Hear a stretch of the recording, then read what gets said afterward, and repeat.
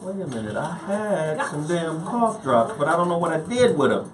Oh, come on. God damn it, Bobby! Get it together, dog. Look, I'm used to you sitting right here. I was do you want me to? I was like, Now she's scared. It's cool. No. I ain't scared. Yo. I'm just, everybody got their spot. Like, I know you got the corner. There's no one there to We about to get busy up in here. Oh, you can go in the downstairs bathroom now. The voice of reason's about to go live. Yeah. Yeah, let me turn it on and get my volume. The voice of reason is about to cut the fuck up. The full fuck is about to get cut. Y'all already know what it is, YouTube. Man, y'all gotta hit that super chat for real. That's how I pay Frank. Frank's expensive. Y'all gotta hit that super chat. I've been asking for 30 loyal followers to drop 25. Everybody's looking at Tiffany in her dress. Ladies, you might as well just stand up and give them a show. Oh. Niggas. Mimi, come on, Mimi. Because Mimi's in a cat suit. Go ahead. Hey, oh, damn. Oh, on the cute pirouette. I'm staying over here. Your turn. You married. You're not supposed to get up anyway. I know, right? I'm like, display. Okay. Come on, Mimi. Yeah. Yeah. Oh. Yeah, wait, I'm going to make room for you right Only there. the single ladies can get up. Lord have mercy. Oh. So what you were saying is donate to that super chat. Yeah. We got all that good going on. On the good googly moogly side of the googly moogly. Oh, this is in Your relationship is in trouble. Oh, we live? Oh, there we go. Become your cellmate. Does black love still exist? What are your bedroom turn-offs? Fantasies and fetishes. Financial infidelity. I'm dating a bad person. Are they worth the wait? Trust me, this is gonna be crazy. How about the heavy stuff? The child wasn't here, and you still had to pay child support. It's a very heated topic. How was that right? Mama's baby, daddy's maybe. I just have so many questions I want to ask you. I just like to kiss a woman's ass. Is there something wrong with that? Damn. He told me he had a vasectomy. I'm pregnant. Betrayal has been committed. Did you with a bad touch routine? How does he maintain his humposity? He likes it when it kisses her lips. Why can't you open up, brother? I'm a karate man rules on the inside. They don't show their weaknesses. Yeah. How do you write women so well? So William. Reason and accountability. The voice of reason. Yeah. What's all of this? Is it? Oh, that's me. I'm sorry. It's never you, but today it was you. Okay. That was me. Jesus, I'm out of control. Ladies and gentlemen, welcome to the Voice of Reason. The Voice of Reason. This is the first one after the holiday. I hope everybody enjoyed their holiday. I hope everybody had a good time. You already know what part of the show this is. Before I get into the topics, I've got to promote a couple of things. Do you know, I met the brother who creates... The girls are not paying attention. Especially Rachel is too. Sorry, I'm sorry. Just... Or I mean... Yeah. But you're doing your Thug Thizzle over there promoting. It's fine. You. It's kind of okay, you know. Trying to figure out. Just... Where we gonna stick this in. Okay, cool. Okay. I met this dude yesterday. The guy who creates Total Package Energy. The brother gave me 8 cases. Excuse me. Can I ask a question? Does that mean I can have one now? Can I try? I don't know if I'm comfortable giving you any. Oh, neato. I mean, she got fucking Tourette's after she drank some coffee. That's where I don't know what'll happen if you drink this. This is human rocket fuel. 2 testimonies are better than 1, though. This is gonna keep you up. I mean, I'll give you one. If Jesus, this is the real deal energy drink right here. Better than anything out on the market. Go to totalpackageenergy.com. Please continue to support these brothers. Very good brothers. Also go to IamZoeWilliams.com. You know, a couple people reached out this week for coaching. People forget sometimes that I'm a certified coach here. Yeah. I'm pretty good at what I do. You do, you are. So I appreciate those people for reaching out. We're going to get whatever the problem is ironed out. We're going to figure it out. Let's go listen to you. Somebody said, Arlene is gorgeous. Bruh. She is a little Nestle Crunch up in this motherfucker. On the chocolatey side of the game. Yo, Black Power Awards. I'm going to be there. Oh my God. This is going to be fresh. November 17th through the 19th, Zoe Williams is in Atlanta for the Black Power Awards. Go there now. David Banner hosting. Zoe Williams is hosting with Sonny Patterson an after party for the legend. Man, Rakim Allah. We're doing an after party for Rakim Allah. What's interesting is, last night I did the 5150 show with Corey Holcomb, and we had special guest Big Daddy Kane. Oh, shish. Okay. You dig?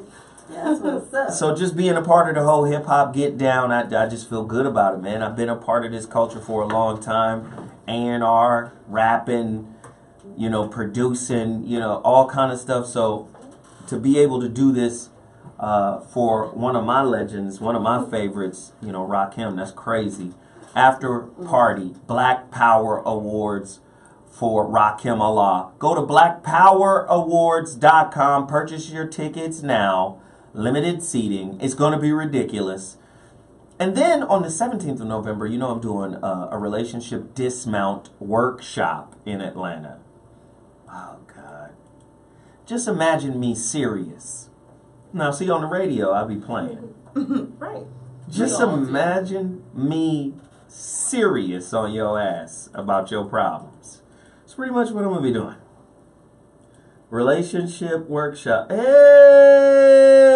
Somebody just donated $50. Thank you for showing me that. Who is this? Balance Zero? What is that, 007? Yeah. Balance 007. Thank you for your donation. Please keep them coming. This is how we keep this little bootleg radio endeavor alive. Yeah, man, I appreciate that. So Black Power Awards, I'm there in a couple of capacities. It's going to be dope. I want to promote this sister too. Aquarius Maximus, October 11th, 2017 at the Luxor Hotel. Go to cardologyconference.com. You know what? For all the women that are in here right now, y'all should do a girl trip to Vegas and go to this event. That'll be Yeah. I really think, get on the mega bus or something crazy. Or just drive. Okay, drive. Okay. You can drive. No, I'm just saying, though. This should be a girl trip right here. Where y'all get together. Oh, yeah, because after entry, She you get will free teach class. y'all how to read these cards. Oh, wow. Oh, for real? Then you can pull the cards on whoever you fucking with. Oh, sure. But not myself. Of course yourself. You But can't. does she do it to herself, though? Probably not. Not a good idea. You're a woman. All of y'all do it to yourselves. The fuck? Weirdo? I'm just saying, this sister right here will teach you how to use those cards. I mean, I know how to use the cards. Look, I got a little card situation on my phone. They don't even make this app anymore. Right? Let me go back, show you my little card. These are my cards. Oh, there used to be an app where you could do the cards. They don't make this app no more. That's fun. You can't even get this app anymore. Wow. You old school. My shit is grandfathered in, my nigga. So look, get at cardology.com. I mean, it's really spelled the way it sounds. Cardologyconference.com. It's really that simple. I got another thing to promote. I be trying to help people. These people are out of Houston. Y'all gotta support these people. Because what's weird about these people, they brother, married, sister. Let me tell you what's weird about them. Their business is just getting off the ground. They were able to mail me their shit in the aftermath of Harvey. Wow. Whoa. That's how serious they were about getting me their product. And can I tell you, it's some girl shit. It's some straight up girl shit. So we'll sample is what you're saying. Oh, listen, they sent a big ass box to me. And so I gave it to my daughter and her mom. And these motherfuckers is fighting over shit. Give me the spray, the sweet spray or whatever. They got some botanicals and little baubles you throw in your bath water and fizzies and all types of shit. Oh, wow. You know, and they had some shit for men, but the shit for men was this little bitty tiny little box. Yeah. The shit for the women was this huge case of things. It was a chest. I was disappointed. I was like, "Are you trying to win me over, right, Pam?" Nah. Well, I think they know if they win your daughter, they win you. So that was a smart strategy. It was like some hair shit, like some for curly natural hair. My daughter went crazy over it. Some body emollients and oils and petals and shit. I'm trying to find their name. That sounds good. Because they're on they're on Instagram, and I want you guys to go follow them. Once I get their name, I should just hit the dude right now. I'm gonna say, "What's the name of your company?" I'm on the air right now. There we go. He already emailed me this. Of your company. You know, I don't type really well. I'm on the air right now. I'm sorry. Shit. I wasn't paying attention in typing class. Do you remember typing class? I do. Yes. That was the bullshit. Do they have that anymore? I don't think I don't so. think they First do. off, you're Probably 12. I was like, So don't even try to make it seem like this shit is old. To play me. You like, Okay, you're not do they allowed. even have that anymore? I Like, am, because you literally I was was there born before the yesterday. internet. Yes, and I remember learning out of encyclopedias. Wait a minute. And my First and parents foremost- buying encyclopedias. Wait, hold on. So Hold no, on. that's not lies. These are lies. They're Because not lies. how old are you? I'm 25. You weren't born before the internet? You want to know my very first? I guess we were poor and we didn't fucking have it. Okay. I don't know. That might be something, but I do remember when you were on the internet and someone would try to call and you'd hear, "Arr!" and my mom calling, screaming like, "You were on the fucking internet all day. I was trying to call and you couldn't get in." So they had the internet. Okay, cool. Yeah. right. I mean, but that was like 10 years old. So that part. Like before that. We kind of got that part now. Fair enough. You were there. Yeah. And I did have typing classes. Oh, shit. I was gonna say, I didn't, and I'm older than her, so that's hilarious. The shit they sent me is called a cigar bar. A cigar bar.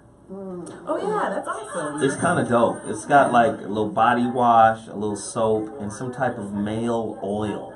Yeah. I didn't use the male oil. But No? the shit smelled delicious, man. I put some of that shit on, and you know, I went out on a little eat and greet kind of situation. A little young lady was like, "Hey, man, on the smell good side of the game, we went out in public." Like, girl, you better fall easy for you. Fucking around, wake up the dragon in this bitch. Don't you love it when I do oil to like wake up the dragon? Don't you guys love it when I do the old drunk uncle talk? Here is the name of their company. I finally found it. Unique and Natural Products. UNN. Follow them on Instagram right now. UNN. Unique and Natural. Listen, this little hair shit right here, my daughter went crazy. I don't know what this. Y'all know what this shit is. Aloe hair cream, freeze style or some shit. I don't. You know, girls, y'all got all types of fucking magical gifts and y'all. This is y'all toolbox. So UNN, they got this stuff here. Look, these hair oils. Do you see this shit too? I do. I was like, I'm going to follow them on Instagram right now. Like, follow them right now. Unique and Natural. Look at this hair oil. Hemp and avocado. I could cook with that. That shit look like Crisco. I'm sorry. But I'm sorry. Yeah, forgive me. No, but they're out of Houston. Look, they had these bath bombs that they sent. They sent a whole bunch of those, and I gave them to my daughter. Oh, yeah. And she was like, thank you, Daddy. And the website's uniqueandnatural.com. There we go. Uniqueandnatural.com. I knew a woman had to come in here and help a nigga out. Got it. It's on the Instagram, too. There it is. Premium body care. Ooh. And they're out of Houston. That cigar bar, this shit right here, was ridiculous. They gave me a little bitty... You remember those fucking candies? For Halloween, it had the pink, the white, and the brown, and it was coconut. Yes. That's what this fucking cigar bar soap is like. It's for men though, but the size they gave me was about as big as that fucking piece of candy, that big square block. But they got natural deodorants. Yeah, I just saw that. Unique and natural. Hey. Nice. Hey. Go to their website, uniqueandnatural.com. Tell them Zoe Williams sent you. They're black owned and pretty well priced. I'm down. And listen, they're in Houston. I'm They're in down. fucking Houston. Let's go support them for real. You under dig?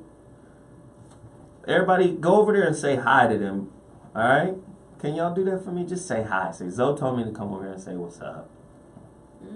They're out of Houston. We gotta support them. Fuck it. Got it.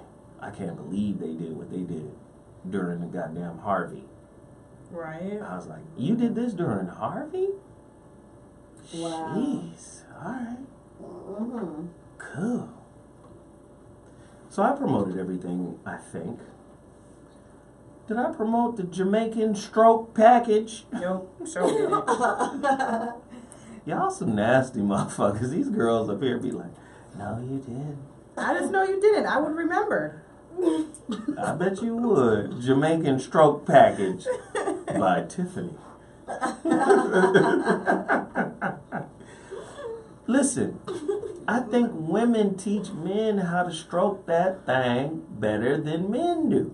Well, yeah. Men can't really teach another man how to stroke a woman. It's going to be an awkward session. Like, nah, you're doing it wrong. What? Right. Hold on, pimp. I don't need a tutorial, homie.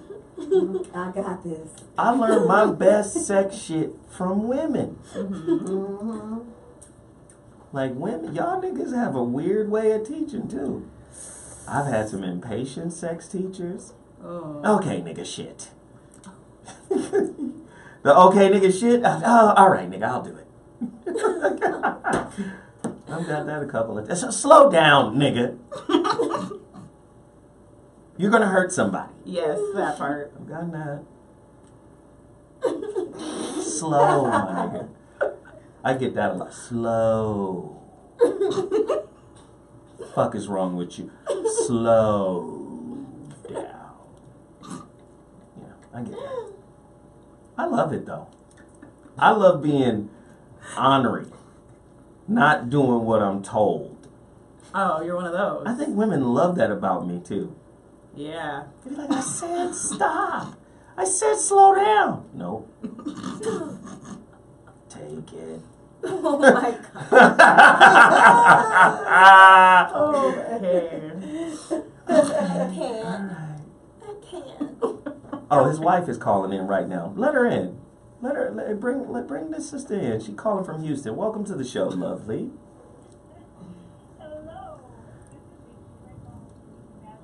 Unique and natural. You knew we was gonna pump it up.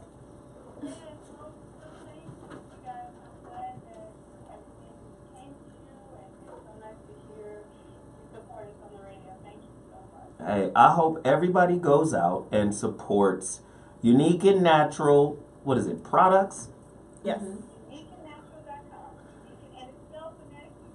Yes. Thank you. Uniqueandnatural.com.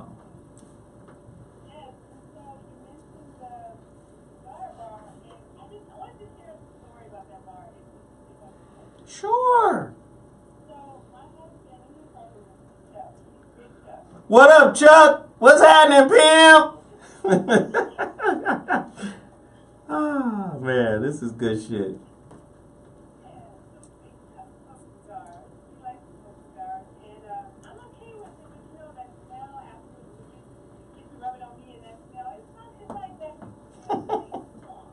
Right.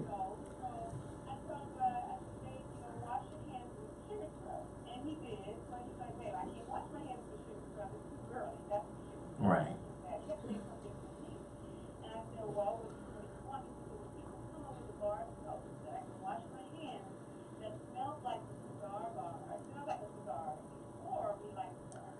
Oh.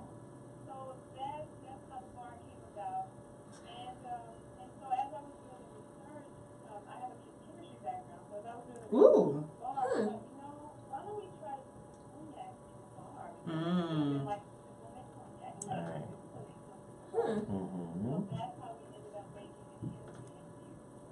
I ain't gonna lie. I was like, this shit is cold-blooded. That's what's up. I ain't gonna lie. I was like, this shit cold-blooded. And it says it's vegan and kosher. Does that mean you can eat it? It means like it's good for your body. Okay, cool. All right. Yeah.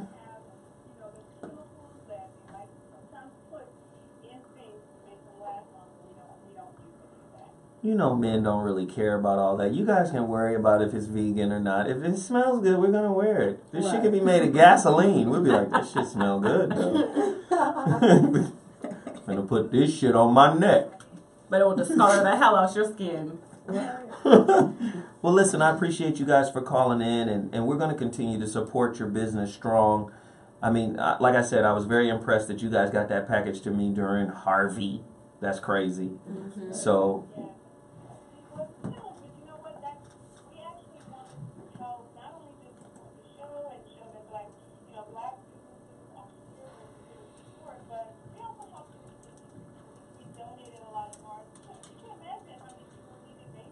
Right. Right. Yeah.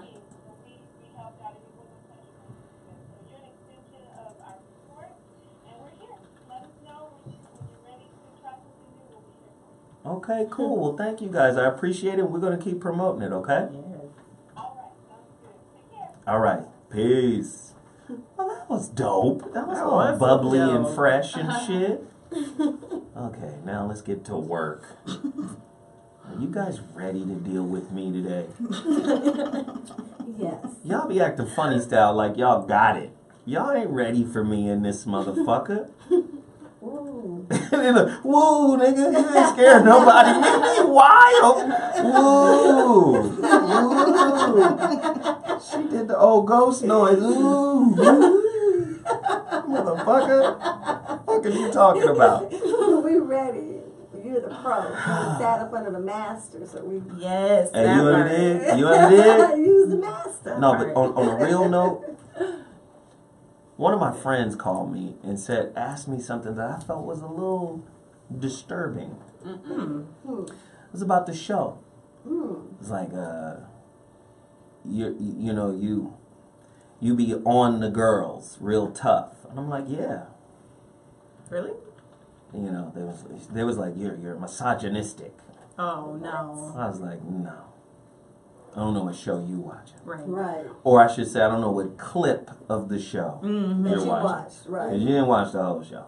Right. But I will say this. A lot of people get mad at me when I say this, but I got to be honest. This is the honest truth for why I do this show. I believe that women are incredibly powerful.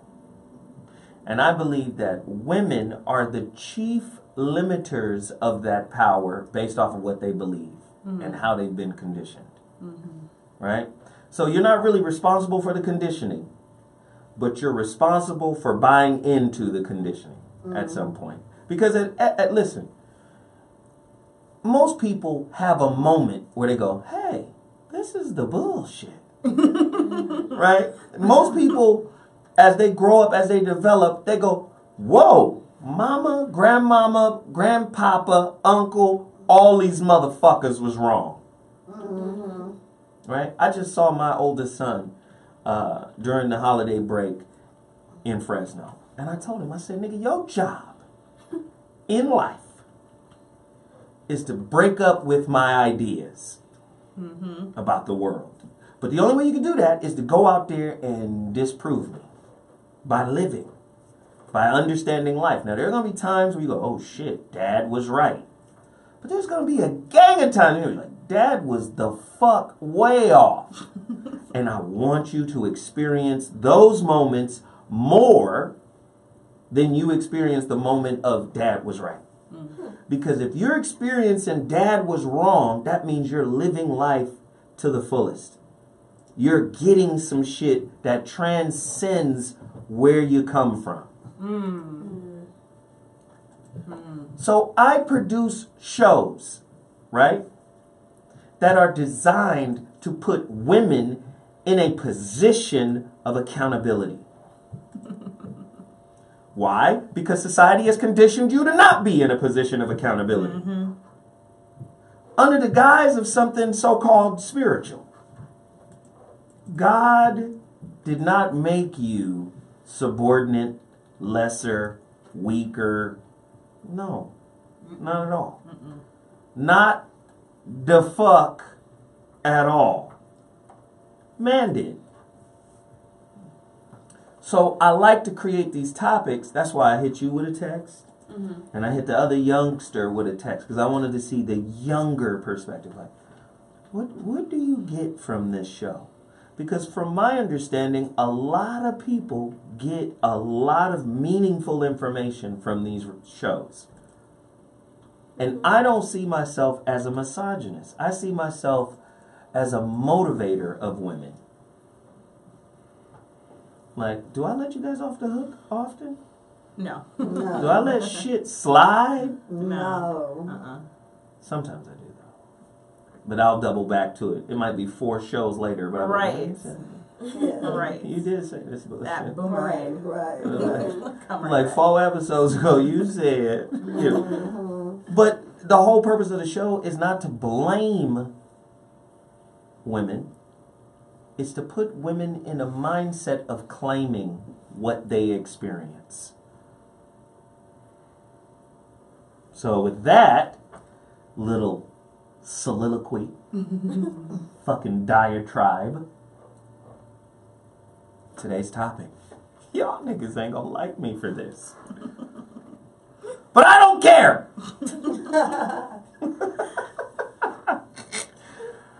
Relationship buyer's remorse. Do you regret giving up your freedom for who you thought was the one? God damn. Y'all done did this shit 1,000 times. Oh, fuck. The Not Who I Thought You Were show. Right. Who that nigga? Oh, man. And this show has like a lot of layers. And I want to know from you guys what you think. It's a caller-driven show. The number to dial is 323-230-4610. Call now. I need to hear from you. Right. 323-230-4610. 323-230-4610. You're listening to Zoe Williams, the voice of reason on Dash Talk Radio. Tonight's topic: relationship buyer's remorse. Do you regret giving up your freedom for who you thought was the one? I have questions. True or false? The longer you wear a mask, the harder it is to be vulnerable and appear in public without it. True. Yeah, Fuckers true. running around here with... Oh, have you recently purchased / bought into a relationship lemon? Do you have a lemon of a relationship? I have. You can't turn this lemon in. Ain't no refunds on relationship lemons. Refunds or warranties. Damn. Right. Damn. Or manuals. Oh, but let me flip it on you. Is your relationship a lemon because of you or because of your partner? Ooh. I know y'all don't like it. I'm gonna do it. Ain't afraid of y'all niggas.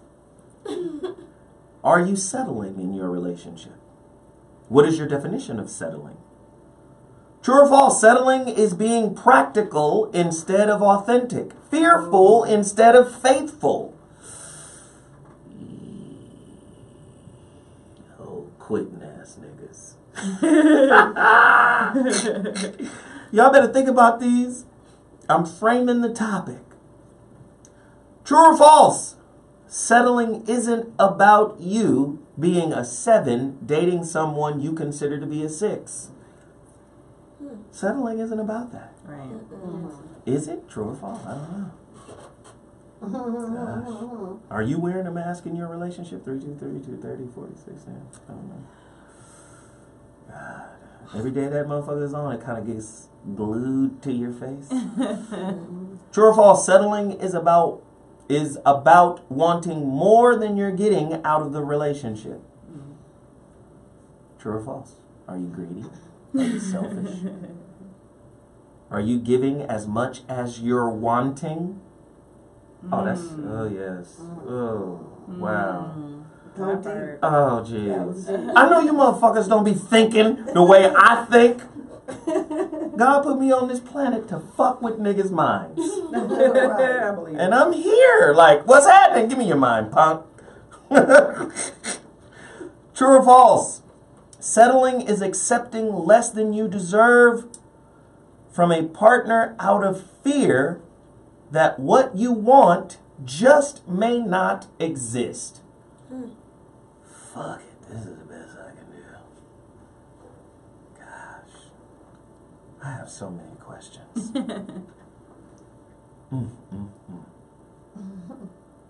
Is the one supposed to make your life easier? Kind of a fucked up little trick question. Yeah. You can feel it. That's cool. I mean, it was obvious. Listen, let's just be honest. A lot of women don't want no drama. But in the drama lies the growth. Right. You gotta fucking have it. How many motherfuckers you know hate the nigga that they've been through the worst shit with? Don't like them. Don't fuck with them. Vice versa. Don't fuck with her. But it be those people that made you who you are today. Uh-oh. All right, I'm going to stop now. I need to see what y'all think about this. I need to hear from the ladies. Are there any ladies in here suffering from relationship buyer's remorse? Let's go with Tiffany. Oh, yay. I'm so enthusiastic to start. Wowzer. Where do you want? Yeah, that was so much. Where do you want me to start?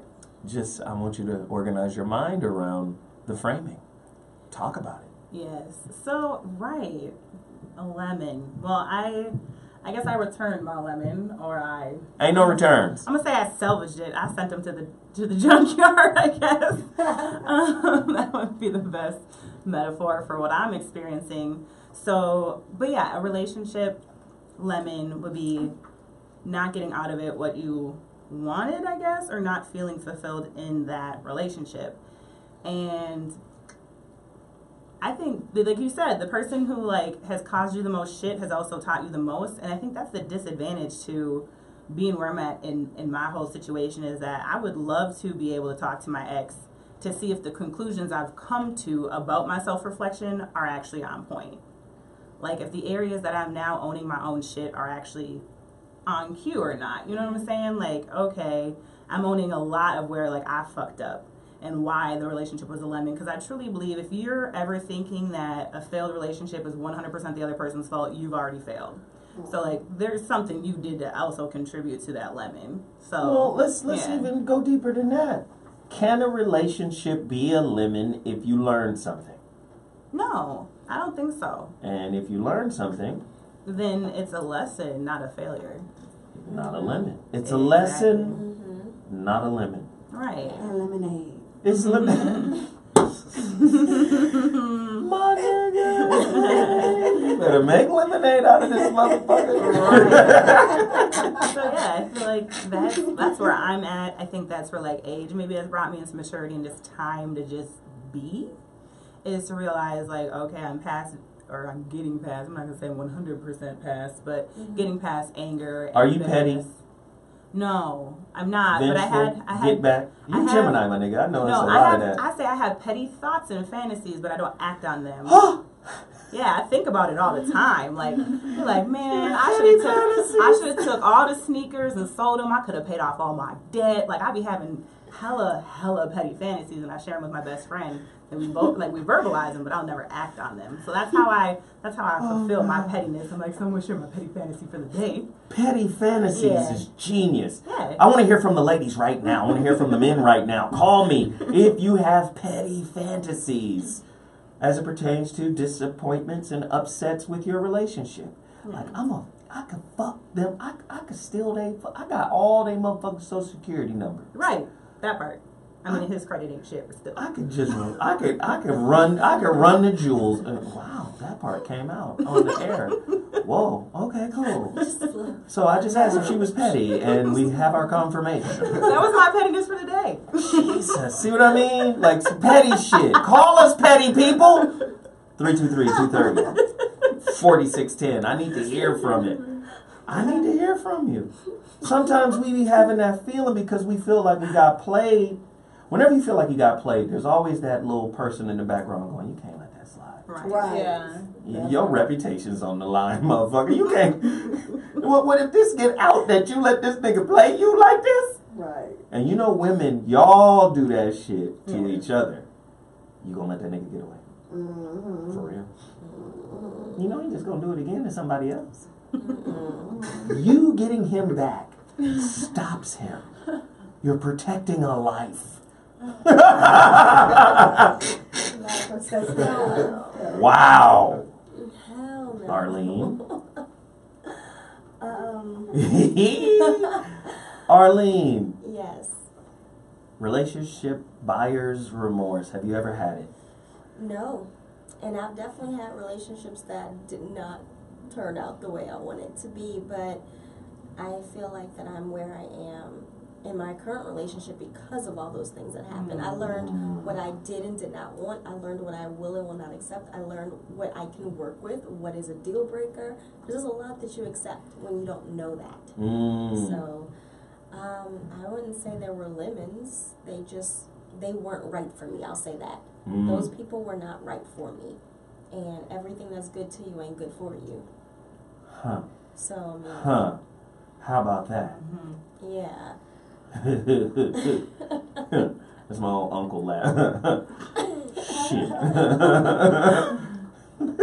Hilarious. Mimi? Come on, Mimi. Tell me the truth. You had buyer's remorse, relationship buyer's remorse. You got some shit. You was like, this nigga look right, act right, and as soon as this nigga gets the key to my life and get in here, this shit was all a farce. Right, yeah. I've had that happen. I've had a situation where I was dating someone and they definitely was not the person I thought they were. Matter of fact, I later found out, like, when he would say he was out of town to handle business and do the things that he did, he was actually with his family. You know what I'm trying to say? So he had a double life. So, you know, and I was already before I figured that out. I actually thought, you know, he was handling business. He would call me. He misses me. Don't you hate being in? Right. And I was being in is the bullshit, right? Yeah, like, the door's locked? I'm on the other side of the door now. Right. Yeah. Might as well just take up a seat. Enjoy the ride, Mimi. Right. Yeah. So it was definitely a ride, and I was actually, I really was into this brother, so it really kind of hurt, because it's like, oh, really? Like, all this time I'm thinking you're handling business, you know what I mean, and you're reaching out to me, but really you're sneaking. Going to the bathroom, going to the car, you know, wherever you're hiding at to call me, because you have an actual family. And so that really, really broke my heart. Say it again, Mimi. You have an actual family. Right. You at home. This ain't a play family, dog. Right. This is the whole situation. Family reunions and and you know what I mean? They having days at the park. I'm like, oh, hell to the no. Because when I spoke to the woman, of course, she told me about that. She's like, you know, he's a great husband and a great provider. I'm like, oh, so she's, you know, of course, telling me her part. I had to tell her my part, too. But at the same time, that's her man. And it really hurt. The reality to see that you're really the side chick and you're not really who you thought you were. You got played to the left. But you know what? I made lemonade from those lemons, you know? Wow. It hurt, but you got to keep it moving, you know? Ladies and gentlemen, the number to dial. 323-230-4610. Relationship buyer's remorse. But what about when you have this idea of a person or the type of person you want, right? And let's frame it this way. Say it's a car you want, and you know how you bust your ass in your mind. I'm gonna get this motherfucker. I want this one, this color, these rims. I want this, and then you know do whatever you gotta do to get that motherfucker. And then once you get it, there's a sense of, this ain't all it's cracked up to be. Oh boy, yes. Yeah. It's just right. Do you know some of your relationship beliefs are like that? So a lot of times we're not chasing a person, we're chasing the fulfillment of a belief, an expectation. We want that fulfilled. And a lot of times, Cool Mo D, man, that's my brother. I talked to him yesterday, man. Shit. He says sometimes God gives you what you want. So you can learn that what you wanted wasn't shit anyway. That part. Relationship buyer's remorse. I want this kind of person. I want this kind of situation. I want whoop, whoop, whoop. And then you get it. And you be like, this ain't shit. Right. I was hella happy by my damn self. That part. That part. Damn. That part. How often do you motherfuckers, that's my drunk uncle voice, motherfuckers, how often have you guys found that you were the culprit of your own unhappiness by making those kind of choices? Oh yeah. Oh yeah. Oh yes. Definitely. Oh yes. Ouch. A lot of times. I just need to know because, you know, especially black men. Black men be getting they ass beat in the media. Niggas ain't shit. I mean, isn't that just, your daddy ain't shit, you like your daddy, y'all niggas ain't shit. Ain't gonna be shit. I don't give a fuck what you do. You still ain't shit, nigga. You're just a fancy piece of shit up there. Wherever you at, my nigga. You're just a piece of shit wearing a suit. Black men get it back. They do. That's true. You rarely hear real women, and they exist. Real sisters exist. That will step out and go, I created this whole scenario. I knew what he was, but I ignored it. Oh, that's my situation. Like, oh damn it. Yeah. This is all my fault. God damn it. And that's why I don't really agree with that statement, settling. Well, let's talk about it. Okay. Go deeper. So Young accoutrement. The relationship one of my exes, when getting into this relationship, I knew, I saw some tendencies, I saw some red flags, to keep it short.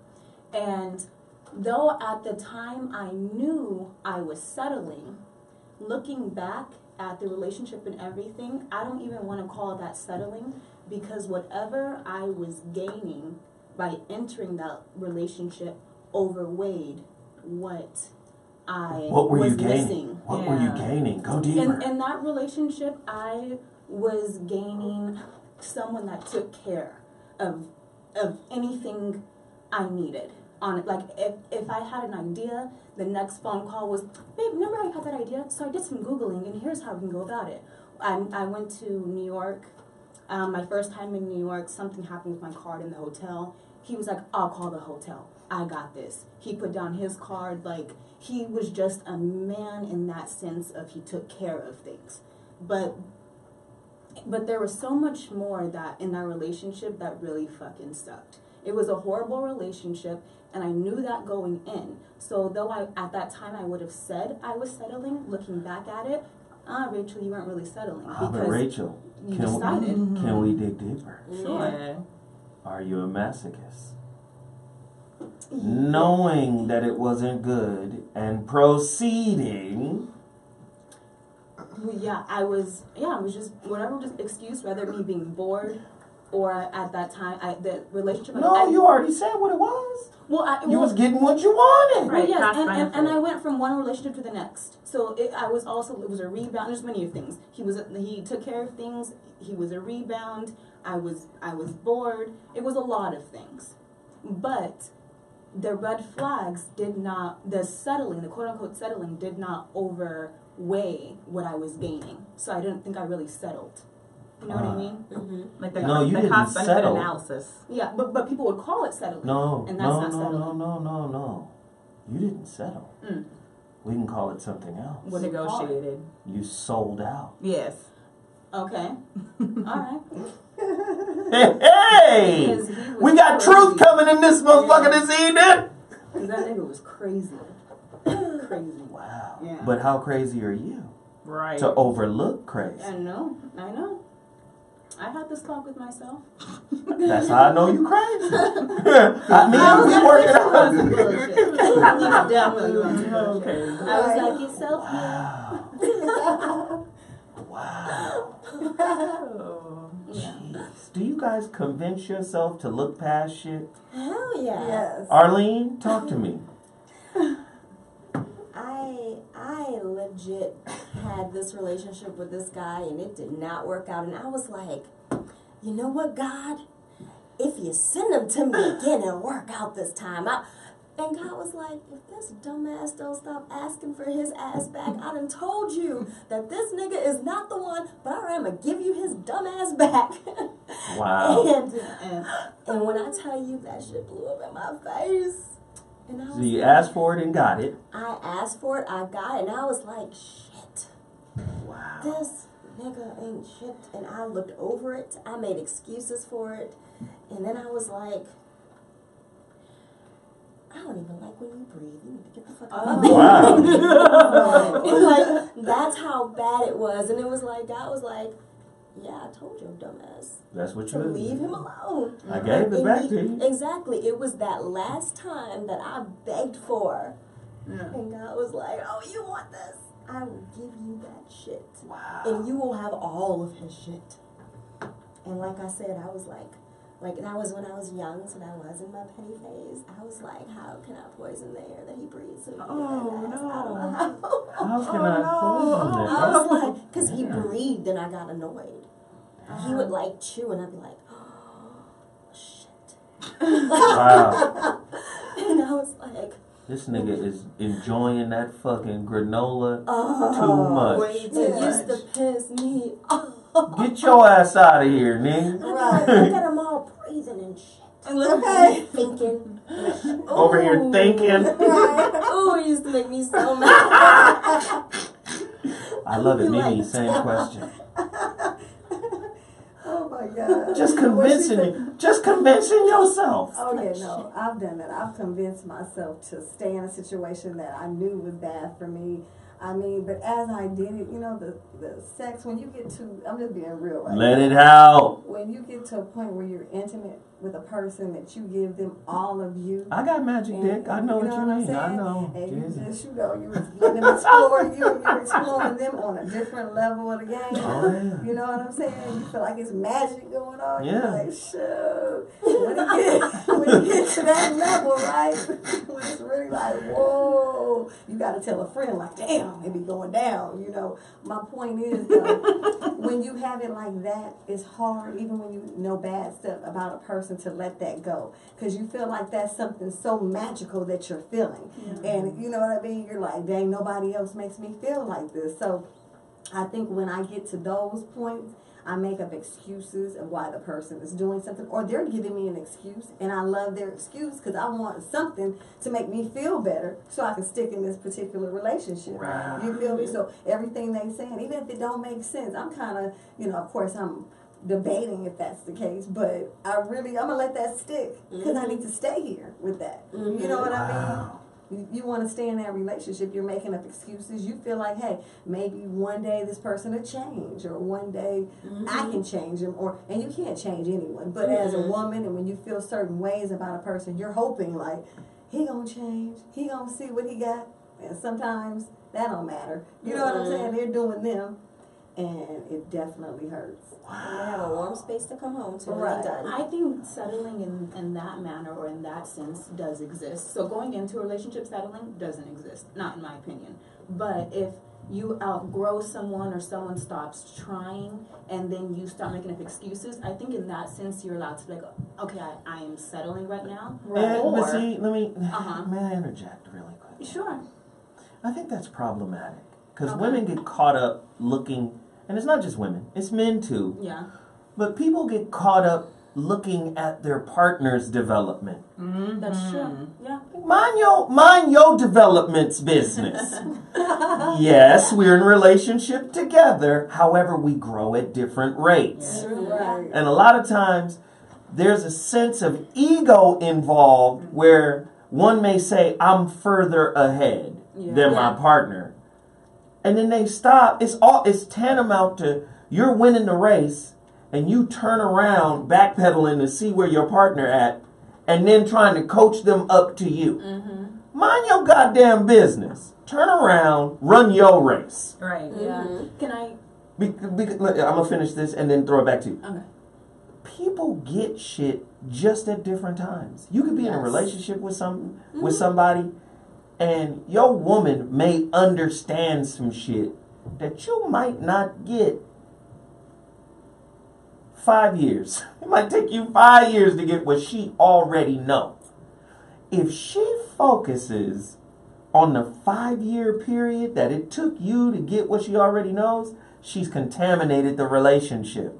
Right. She's brought negative energy into the situation. And I'm not saying women are exclusively responsible for that kind of behavior. Men do it too. Yeah.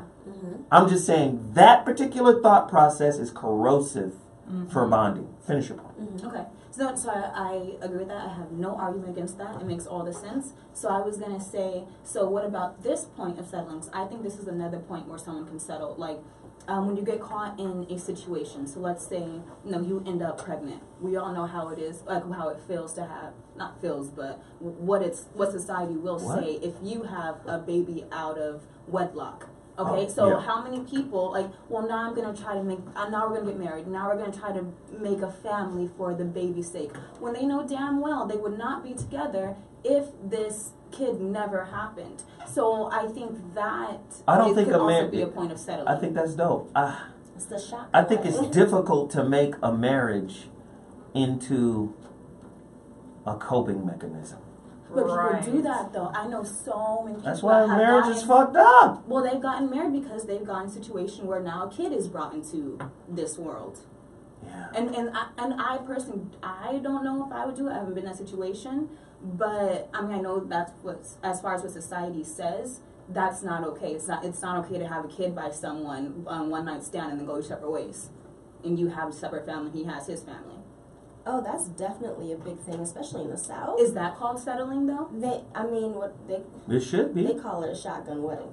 That's what it is. You gonna marry my daughter, boy. Right. Yeah. Right? It definitely becomes that. And then you have, like you said, those situations where, 10 years later, 2-3 kids down the line, and shit is going left because you've gotten to that point where you cannot continue to pretend that this is a relationship that you want to be in. And at first it was like that kid was enough of a reason to stay, and now that kid ain't enough for you to stay in that, because you're just like, I'm doing more harm to this kid by staying in this relationship with this person that I do not want to be with, and I hate them, and pretending every day that I'm happy. I would only imagine that is the most tiring thing to spend every single day pretending like you care about this person or you want to be with that person. And it's crazy because, like, my husband is dealing with that with one of his friends right now. Where it's like the couple that you thought was like that, you know, that perfect little couple, and it's like... The mask. Yes. Oh, and it has slipped. And I'm just like, well, shit, I didn't know that was going on. And I'm like, well, you know, and but it looks like that perfect little... Wow. Stepford wives. Come on now. Stepford wives. We've got callers. Let's hear. You got a relationship lemon or something? I know somebody got a lemon out there. You want to learn how to make lemonade?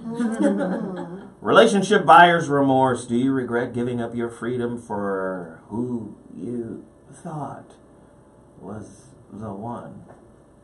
Caller. You're on the air. What's your name and where you're calling from? Speak on it!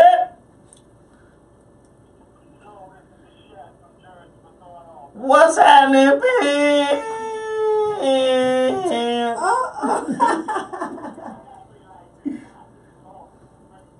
Thank you, brother. Come on, man. You know what I do out here in these streets. The page on this whole thing a little bit and give you a story. I had a young lady, and we were kind of in and out of it, and I took a couple years off from her. Now, currently, I'm a married man, and I've been married going on 3 years, and it's interesting because, you know, we talk about having, you know, getting the wrong person or whatever it is, but this young lady, she happened to have a child. And I fell in love with this young lady, and of course, the flame wasn't that good with me and her in particular, but I fell in love with her son, heavy. And then I wound up being the same scumbag that I told myself I wouldn't be toward her, and she had a son. Now, this young lady, she was struggling, you know, single mom, the whole 9 yards. Me, I was making heavy money. And I never supported her financially at all, right?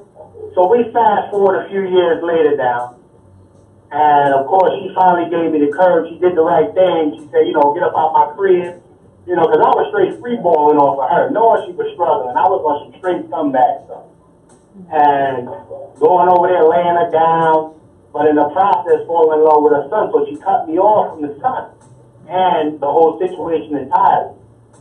So I called back, you know, I'm married, I get a little more mature now. And, you know, I'm involved with a lot of ladies, empowerment groups and stuff, and I try to coach these women to be better, you know, appreciate themselves a little more. And I get to the point, and I say to myself, hold up, how the hell are you going to go ahead and preach to these women when you know you was on some grimy shit back in the day with this young lady and she needed your support? So I reached into my phone, and I found the young lady's telephone number. And I gave her a call. Now, see, when we talk about limits and lessons, right, this was a very interesting way for me to get my lesson through these women. You know, I want to be the guy that's strong and represent everything that's positive about it, but on the flip side, that little demon's like, yo, you're still a scumbag. You remember how you did, old girl? How you gonna go out there and preach, but you still a scumbag and you let her out there swimming and looking crazy? So I called the old girl and I gave her a heavy apology, brother, a heavy one. I told her, I said, listen, you know, I should have been a man. I was making heavy money. You couldn't even handle it yourself, and I should have been there a little bit better than I was. And do you accept my apology? You know, this is no way for me to try to get back with you. But I do need you to know that I was wrong at that moment, and I truly apologize, and I wish you nothing but the best. And I think that in itself, just by letting her know, you know, I was a piece of shit then, and I acknowledge it, you know, there was a lesson that was learned whether the situation turned out good or not. And she was a part of that very strong lesson that was given to me. Wow. Okay, brother, I appreciate the call, man. Thank you for dropping the jewel. That's good stuff, man. Thank you, famo. Appreciate it. Man, call anytime. You know what it is. Caller, you're on the line. What's your name and where you're calling from? Welcome to the relationship lemon show. Speak on it, Mike. David from Florida. Hey, man, protect yourself out there. I know it's about to get crazy. Irma is bearing down. Yeah. Let you know that I appreciate everything you do, man. You really do a lot of good, give a lot of good game. But I want to talk about the situation I was in. I was with a young lady, you know. She was cool, like I was in love with her, you know. We ended up having a baby though. But the thing is, I tried to break it off before we had a baby because I know I still wanted to dibble and dabble. So the baby came, you know. I told her I wanted to be in a relationship with her for the sake of her not taking the baby and moving out of state. So I tried to make it work out, you know, and it didn't work out. I couldn't do it. I couldn't compromise myself, not going out there and dibbling and dabbling, you know, still getting off my rocks before I wanted to settle down with her. And it was tough, man. It was tough. No, I get it. I get it. Sometimes life will put you in a situation that will be like, and this is what life is saying. Like when this shit is tough, life is saying, grow up. This is why I always say, one of the questions we had was, you know, the person in your life, are they supposed to make your life easier? No. No, exactly. No. Now, what am I? I'm not saying you're supposed to be in an abusive situation where you can your ass beat. That's not what I'm saying. But what I'm saying is you're supposed to be in a relationship that challenges you. If you're not being challenged, you're not growing. So it's easy. You can find a yes man or a yes woman. You can find some of those people. Believe me. But you're going to be more dissatisfied with a person that is in agreement with everything you say than you are with somebody that's going to respectfully challenge you to go deeper. When you go deeper in relationship, what do you discover? More of yourself. And a lot of people really don't want to discover more of themselves. Listen, I gave a copy of my book, The Relationship Dismount, to a very close friend of mine. I've known her for years. Ball player. She got to chapter 1, the end of chapter 1, and that motherfucking exercise, I gotta put it down. Soon as that book make you square off and look at you, I done had so many people tell me, oh, it's too intellectual. It's too deep. It's too much. You're writing another one? Let this shit breathe for 5-6 years, my nigga. That's what she It's said. been like 3, right? It's been 2. Oh. I could have let it breathe a little bit, but I'm here to deliver information. But you understand what I'm saying? A lot of people spend a lot of time running away from themselves. Listen, even on a spiritual level, I done seen motherfuckers create intellectual, ideological constructs for them to hide in so they don't have to face themselves. It's like an ideological castle, and niggas is inside of it. Like, nigga, you better go outside and figure out who you are, really. Right. You think the fucking relationship dismount was deep? I'm still on chapter 7 trying to reconcile my life, okay? That shit is for real. Get my life together. This book. That shit is for real, man. That shit is for real. It is. Gosh. Yeah, I know we have callers. I'm just trying to breathe a little bit. No, because this is a hard topic. The guy who just mentioned just being a fucking fuck bag. There are a lot of guys like that. And a lot of good guys have fuck bag moments. Yes. That too, yep. A lot of them. I've had a lot of fuck bag moments. Gosh. Like if you could meet some of my girlfriends from the past, you'd be like, damn, damn, this bitch is amazing. Fuck was you doing?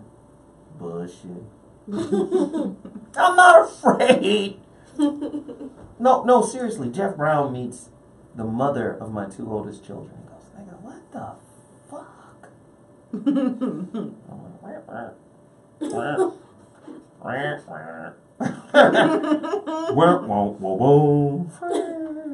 Yeah. Just over here fucking up. But again, it's the fuck up that leads to the buck up. Right. You got to buck up and be like, alright, I'm on some bullshit. Right? And a lot of men are afraid to own it. But I never, look, this is equal opportunity shit talking in here. Women control a great deal of how relationships operate.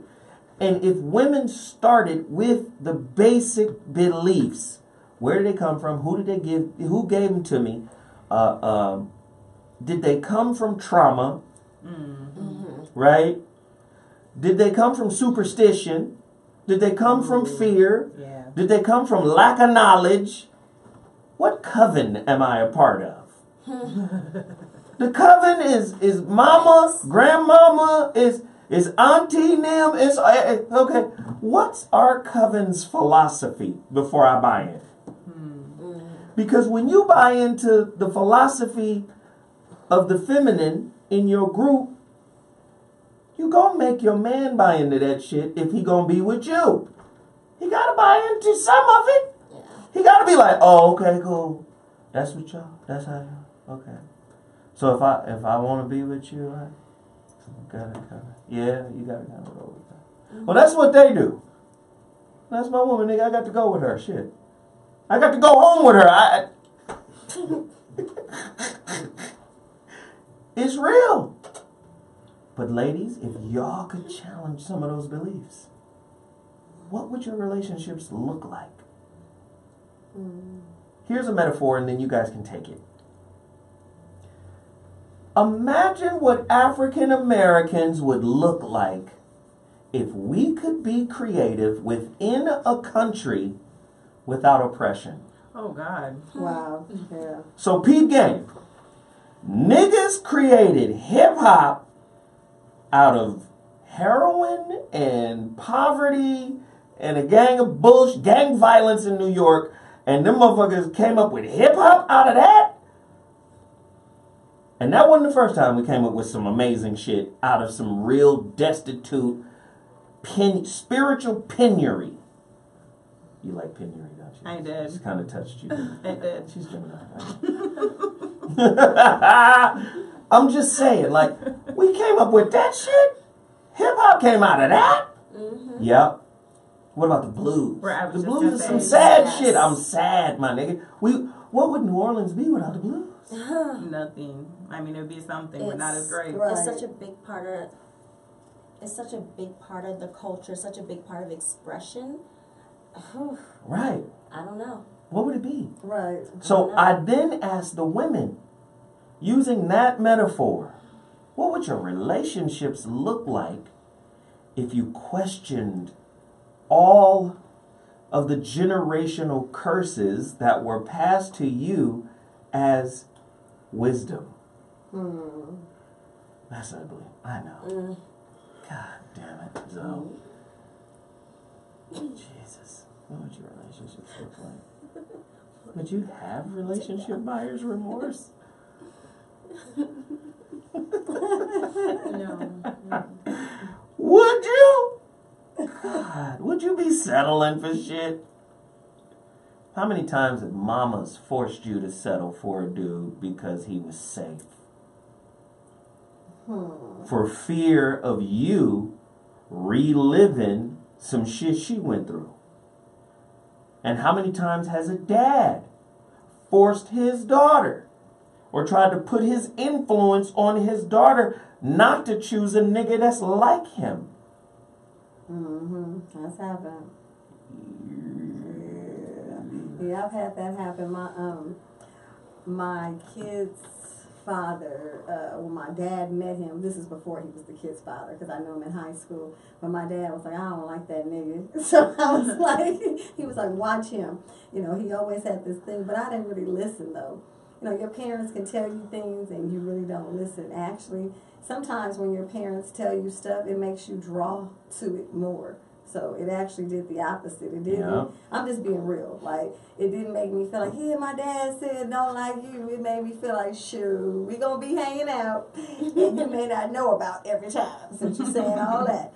So it just made me become more sneaky with what I was doing. If I needed to do it, and he didn't need to know. Dad needs not know. You know what I mean? None So of this. it made sneakiness occur, and that's the trip about kids. Sometimes you can give them advice and they listen. Other times they have their own plans, and they're going to keep with those plans whether you know about it or not. Wow. God damn. This is a tough topic.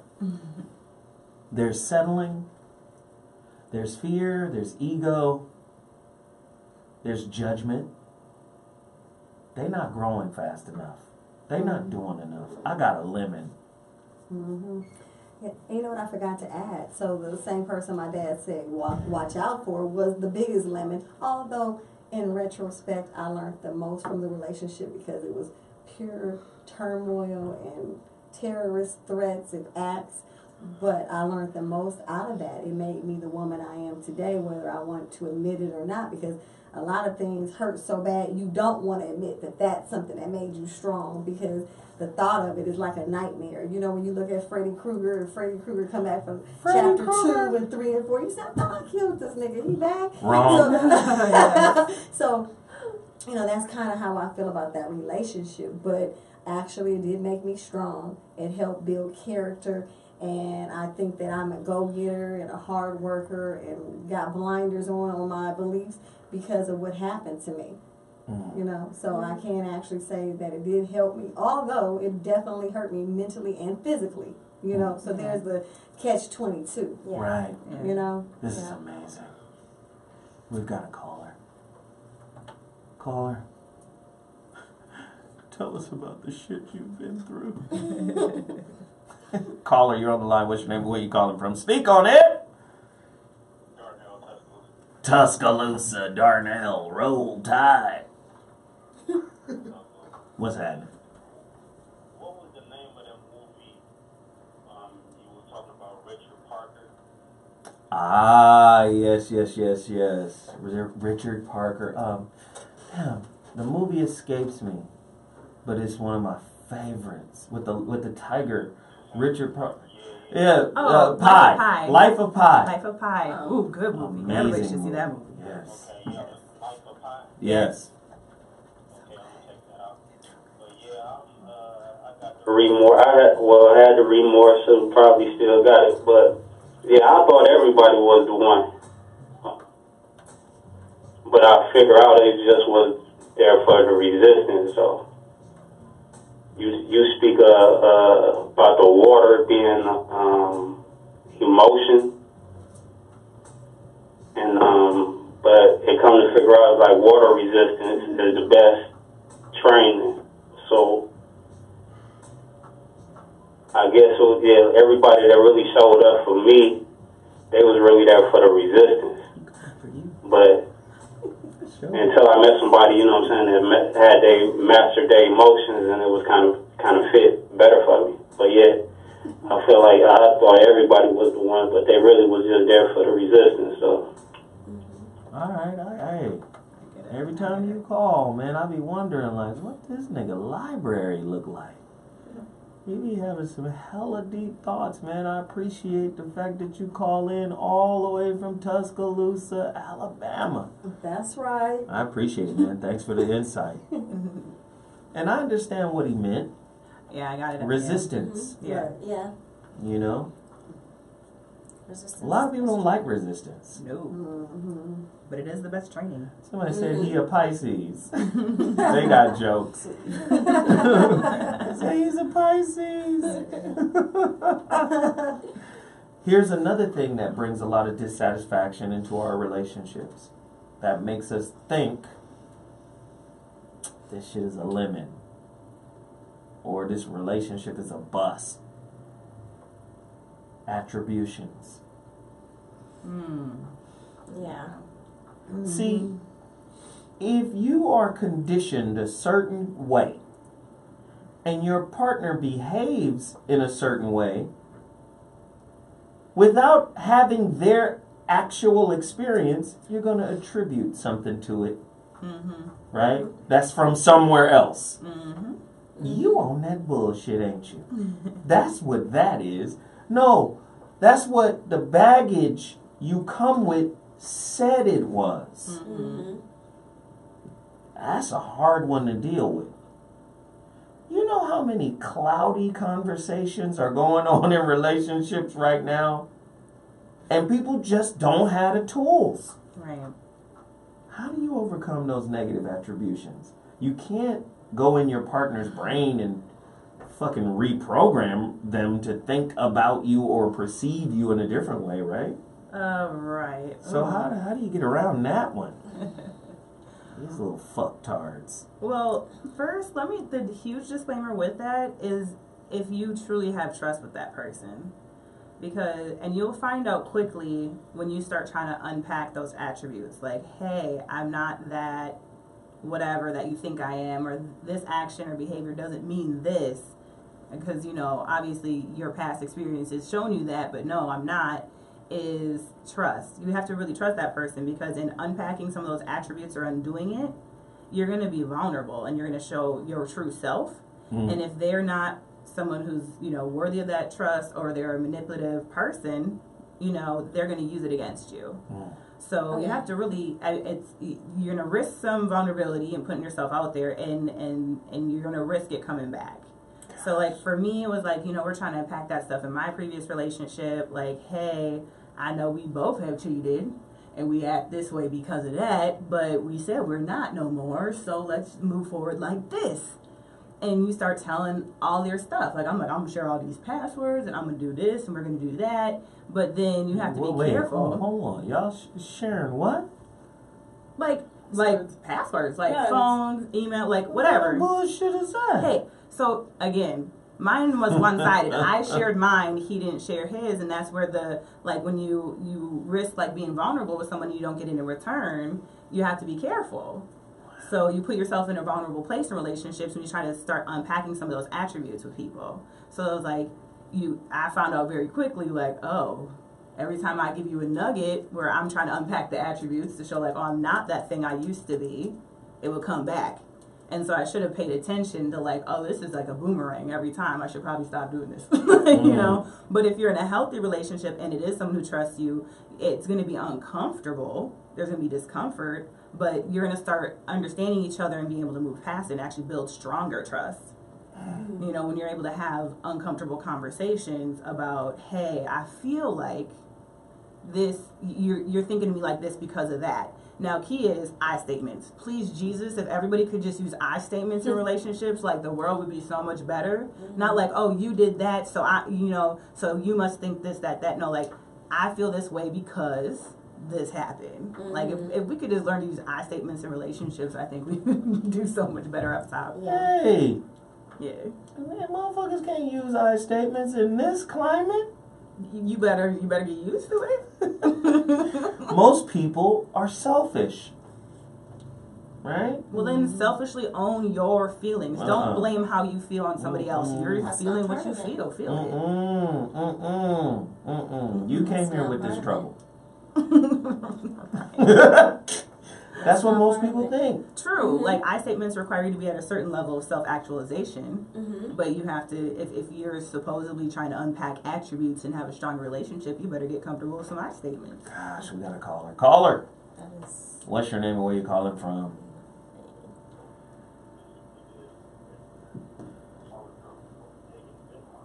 Copenhagen, Denmark. Welcome to the show.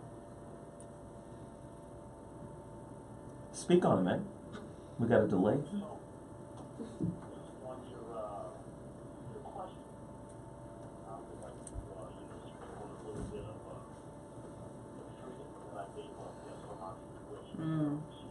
Let's go. Marine, currently, serving active duty.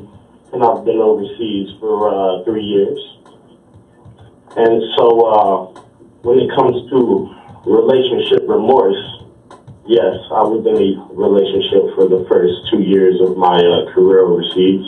But, I had to give it up due to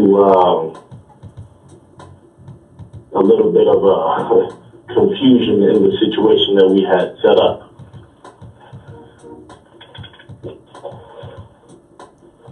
Go ahead. So, me and my girl, I'm from Atlanta, Georgia, by the way. Me and my shorty, we had a situation set up to where, I could do my thing overseas. I could have one chick, as far as, having a physical relationship with, if you know what I mean. But she couldn't do anything. But the give was, I let her stay in my place, rent free. You see what I'm saying?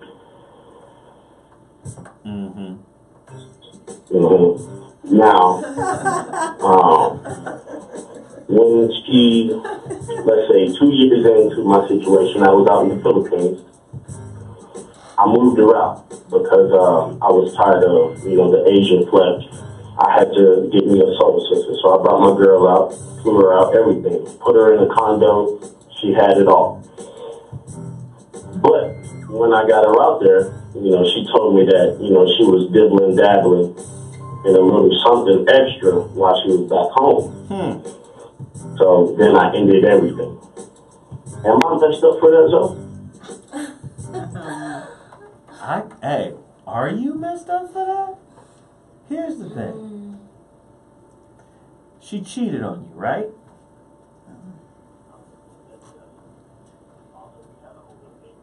Whoa, hey. And here's another layer of complexity, which leads to confusion, which leads to contradiction. But how was it open if it was only open on your side?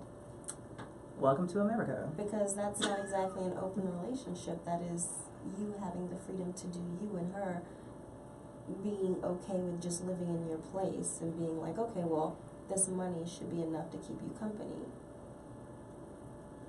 Do you hear that? Do you see that logically? Like, you guys have an agreement, it's an open situation, and now you butthurt because she's using her open card that you signed off on. Right.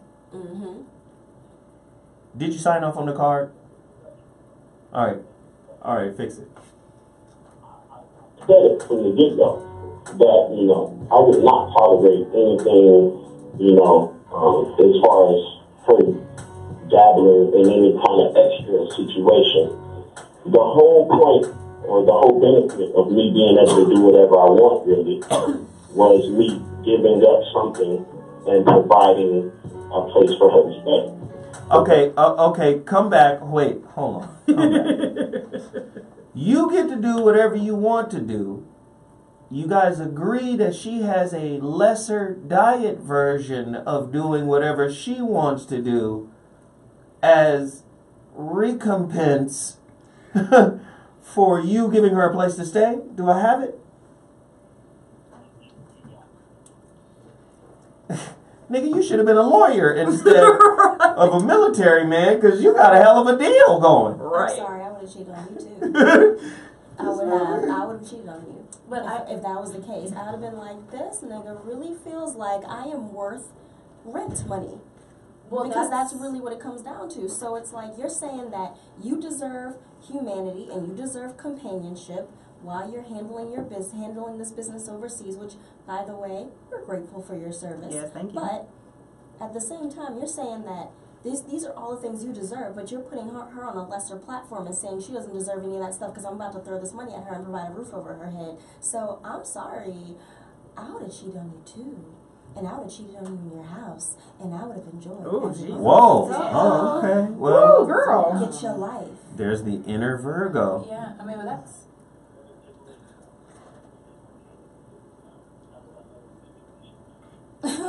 Do what?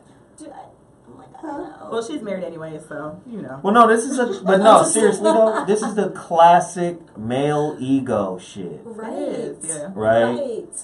This is the classic male ego shit where his ego got in the way. Mm-hmm. He agreed to some shit that his ego wasn't ready to fucking hold on to or stand up to. Yes. And then when she fucking exercised what they agreed on, he fucking was like, wait a minute, this is some bullshit. You felt some kind of way about it. Right. Now, as a man,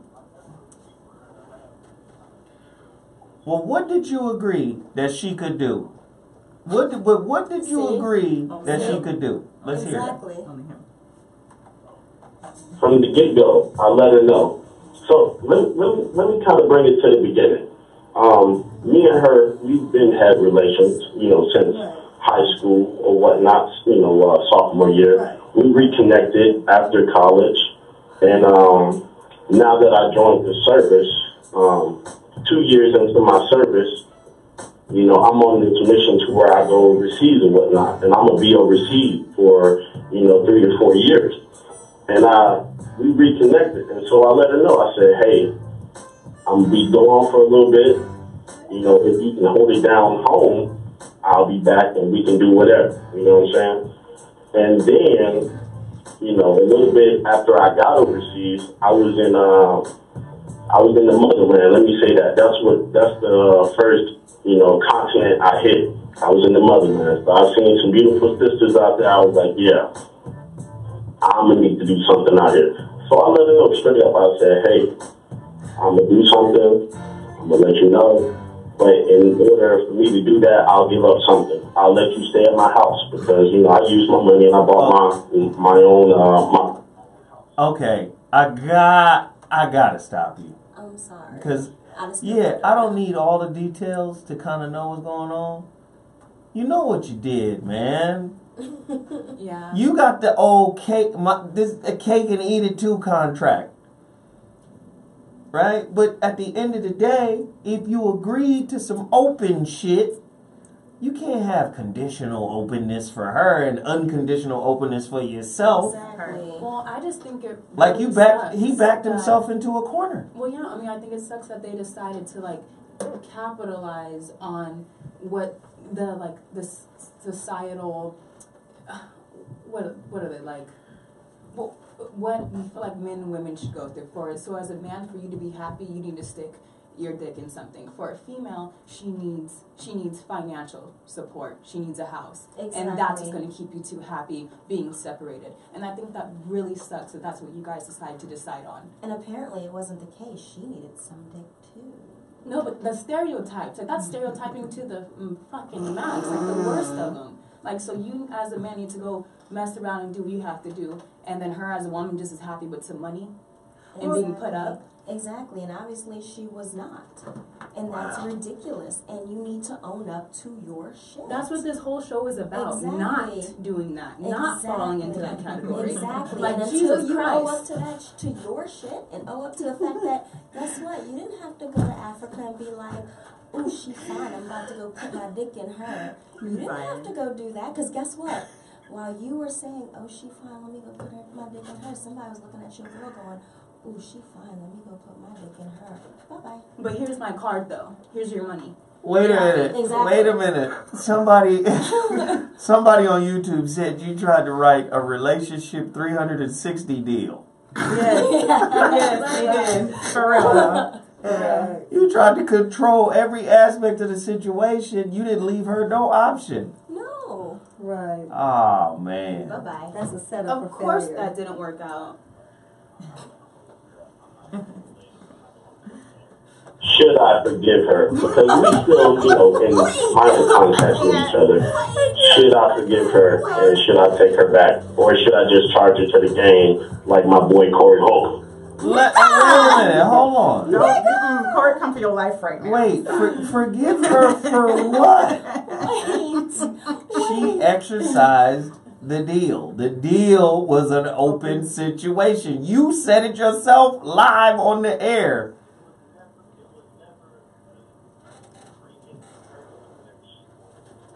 For you.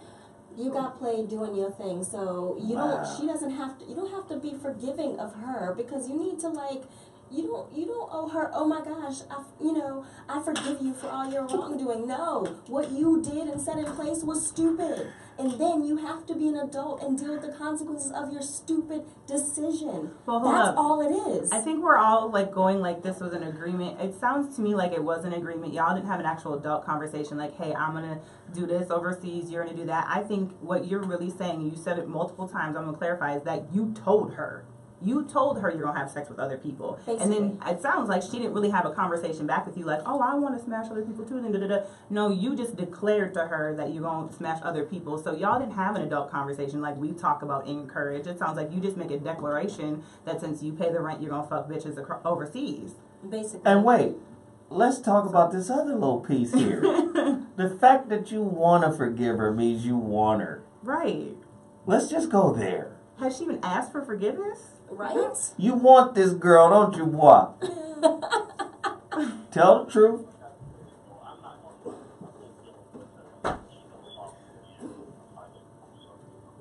I think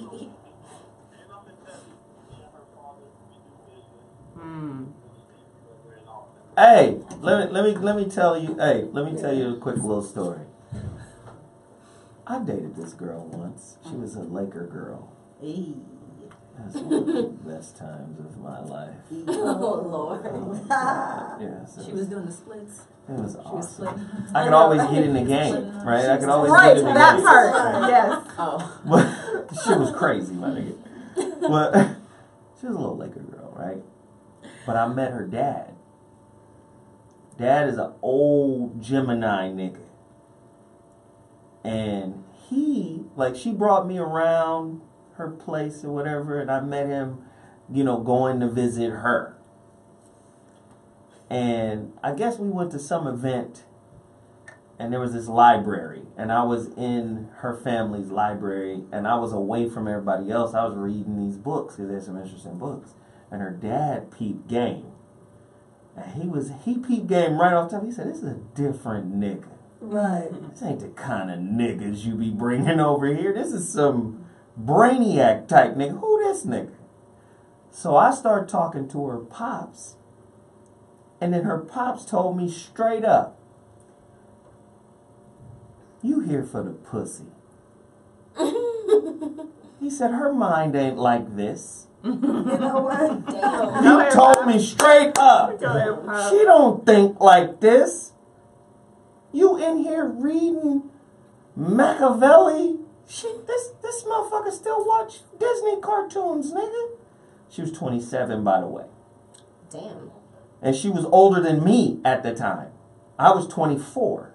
Wow. He was like, nigga, you on some different shit. Mm-hmm. And at the time, I owned a bookstore in Pasadena. This nigga started coming to the bookstore. Sat down, started talking. He was like, okay. She must have some fire ass pussy then. Because that's the only reason why you would be here. Hilarious. He told me that. He said that's the only reason why you would stop through here, my nigga. Now this man died. But he remained loyal. This is the first person. He said, man, first off, the nigga was friends with Tom Bradley. Anybody remember Tom Bradley? Wow. Yep. Mm-hmm. Motherfucking ex-mayor, black mayor of Los Angeles. Mm-hmm. The motherfucker worked for the LAPD at one point. The motherfucker was Secret Service at one point. Damn. For some motherfucking Saudi Arabians. This was a world-class, well-traveled motherfucker. Mm-hmm. This motherfucker said, I met Malcolm. He said, nigga, your energy is Malcolm. After kicking, I stopped seeing her. And this nigga kept coming through until the day he died. Wow. See, brother, I tell you that story because sometimes the relationship with one person is really the bridge to the relationship you're supposed to be in. I was supposed to be mentored by this girl's daddy. Right. Mm-hmm. all the world shit he did. I couldn't have got that information from him had I not been attracted to her little Scorpio hot ass. Woo, she was fire, my nigga. Shit. God, I have more to say about her. I don't want to let it out though, but oh my goodness, she was and them games, my nigga. I had them games on deck. She was a little hottie. But that nigga was down with me from the time he met me until the time he died. Period. So that might be your situation. You might have met her to get to him. Might be some lessons that you can learn from her father that you can't learn from her. But you got to get that whip up off you. I can sense Cool Whip, my nigga. That Cool Whip right up rounced you, my nigga. There's a little Cool Whip, my nigga. I can feel it.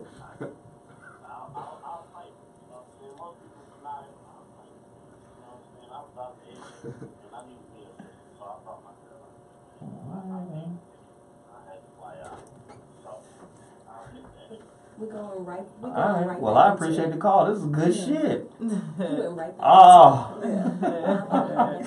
Great call. Ladies and gentlemen, this show is lit right now. Relationship buyer's remorse. Oh, so many people have relationship buyer's remorse. I thought this shit was going to work. We're on the rocks. It's not funny. It's hysterical. But when you start observing what get people to the rocks, oh God. Oftentimes, you know, the way society is set up, there's winners and losers. Now watch this. If I wind up doing better than I was doing when I was with you, but I'm at fault for why we're no longer together, but I'm doing better, that moral victory overrides what I needed to learn from that relationship situation. Truth. You'd be like, I'm doing better. If I'm doing better, and now watch, what constitutes doing better? Do you understand what I'm saying? Like, spiritually, you might not be doing better. Right. Oh. But you might be making some more money. No. You might have another bad girl, another bad dude, whatever. You think you doing better. Right. But the only thing that's going to cause you to do better is to claim what is yours to claim in the flames of that relationship. That's the only way you're going to get better. Most motherfuckers don't want to get better. They just want to be seen as doing better. Effort. Motherfuckers, I see y'all. Right. They be doing it for the gram. Right. Yeah. Gram love. Yeah. Yes. That's that IG shit. Yeah. Wow. Somebody said sometimes you fail up, Zoe. On the escalator side of the game, huh? Right. Wow. Callers, you're on the line. What's your name and where you calling from? Speak on it. Caller, you got to get out of the bathroom, my nigga. I ain't gonna talk to you while you're in the bathroom. Get the fuck out the bathroom, dog.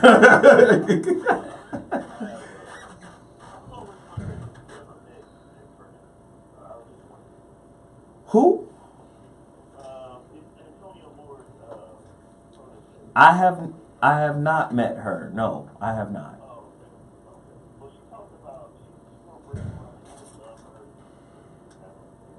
Oh, no. I've seen her videos, though. I've seen her videos. I just haven't met her. She's a smart woman. Smart lady.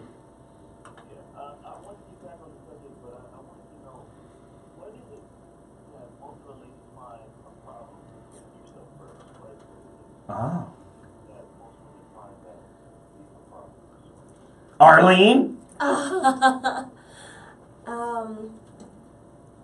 think in a lot of ways it's a societal thing. We are taught from a young age that we are nurturers, we are the caretakers. And so we tend to feel like we have to take care, we have to heal, we have to make sure everything is okay for everyone else, and a lot of times that comes at the expense of ourselves. You know, I mean, you look at your parents, you look at your mothers, your fathers, you look at, like, I mean, for me, my mom ran our household. You know, my dad definitely was there. He was a very big part of our life, and, you know, but my mom took care of that house. My mom made sure that our house ran the way it needed to, you know, and my dad was able to do all the stuff that he did because my mom took care of the house and made sure that the kids were good, made sure that we were taken care of.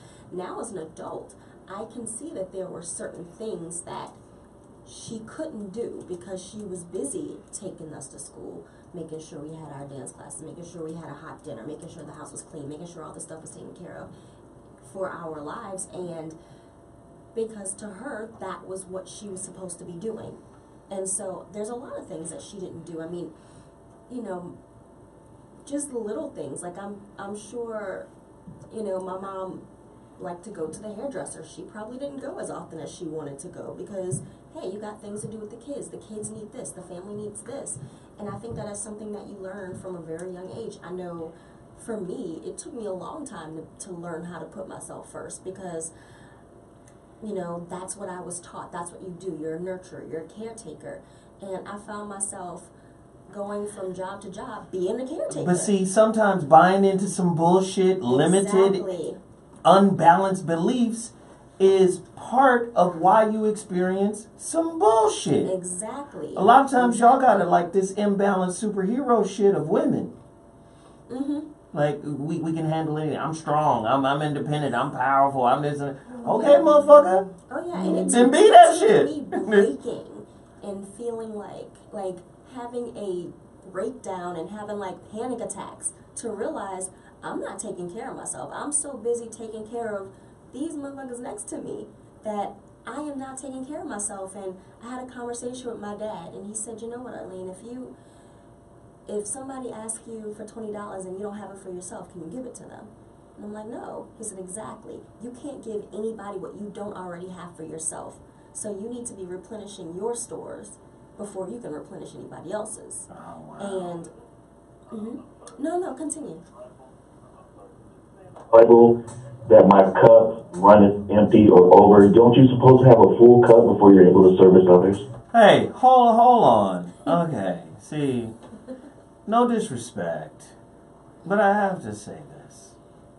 When you bring the Bible in, it's hard to substantiate shit. Sure. So, my cup runneth over. Analogy, right? Yeah. It can run over with joy, happiness. I mean, a fucking psychiatrist or a shrink would call that manic. Yep. Right? Yes. Right? Or it could be empty. These are analogies. Empty in the sense of I have a thought process that is based in scarcity. Right. Mm-hmm. So now my cup is empty because I'm looking at things from a scarcity perspective. Mm-hmm. Right? And this isn't just a biblical thing. This is a human condition thing based off of how people think. Right? The Bible also says, as a man thinketh, so is he. Mm-hmm. My people are destroyed for a lack of knowledge. The Bible says these things as well. But we must keep them in context because a lot of times people will take biblical verses, pull them out of context, and kind of fit them into a situation that they don't necessarily fit into. Right. So, as it pertains to what you're saying right now, the cup runneth over. It's just a metaphor for having more than you need. Mm-hmm. Abundance. That's all that is. Right? So let's take some of the scary, wisdomy, spookiness out of it and just see it for what it is. Abundance. Yeah. Having more than you need. What happens when you have more than you need? You can give to others. You can give to others. That's part of your responsibility. When you have more than what you need, you are to become a giver. Amen. Mm-hmm. Now, to tie this back into women, because the notion or the concept of femininity is nurture, nurture, nurture, which means give, give, give, give, you find that a lot of women are giving it's part of their definition. It's part of their identity. They're even giving when they ain't got it. Right. Which is really taking. And I think it's taken from themselves. And I think that goes back to answer his question, like, why do women have an issue with being selfish?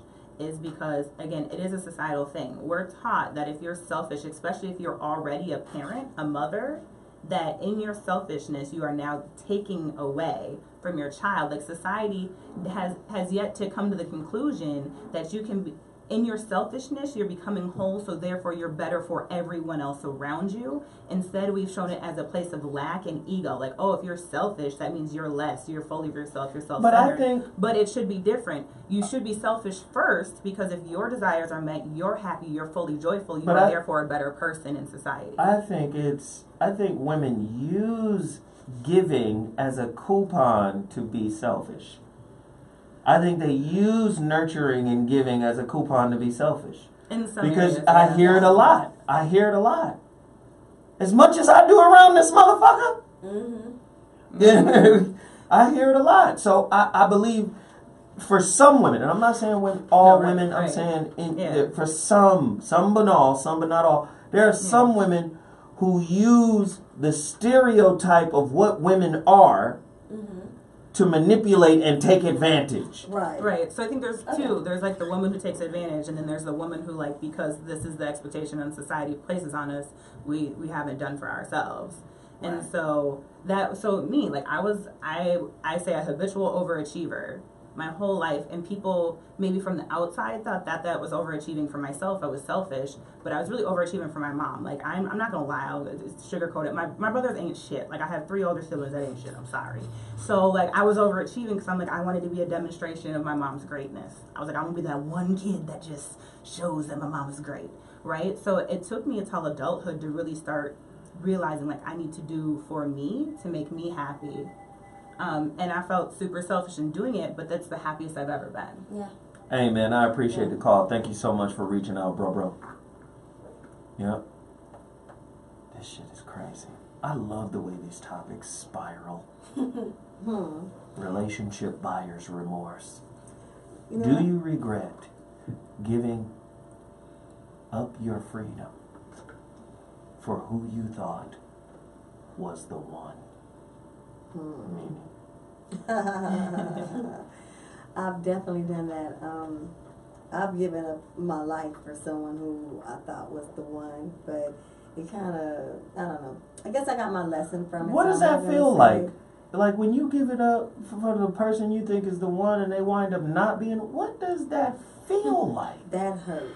It's actually, you almost have talks with yourself like you knew better, and then you actually go through memory lane when you remember certain dates or times, and this happened and that happened, and you kind of kick yourself in the ass like, wow, you know, you knew better, you know, and you might even think that, hey, I was being dumb. Does it poison you in some kind of way? Harden you? I want to say jade you? I think a little bit. I think it jades you a little bit, but I actually pray, like, actually that's one of my prayers right now, because I think, you know, when that happens and you get hurt over and over in a relationship, I think it jades people in general, you know, because you don't want to be hurt anymore. So you go into the next relationship with these walls up. And I don't mean regular walls. I mean walls that hit the sky and do a twist, you know. Right. And then when somebody makes it in those walls, though, then you're like, oh, my God, they made it. And then that person you're giving your all to, because one, you're like, how the hell did they make it past the walls, the guards?